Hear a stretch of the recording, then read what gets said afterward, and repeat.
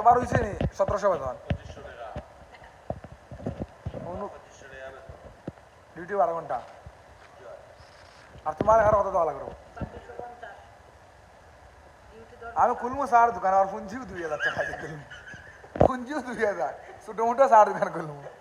এখন তোমরা যদি বেতন 2600 2500 কইয়া কেমনে কিলে হইব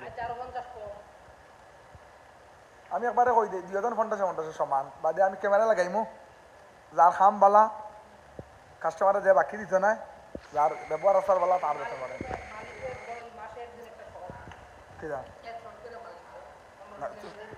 অত বেড়া তো বেলেগ না গেছে ভাই ইগু কিন্তু বেঞ্চার কি যাওয়া তুমি করবাই নি 50 12 ঘন্টা ডিউটি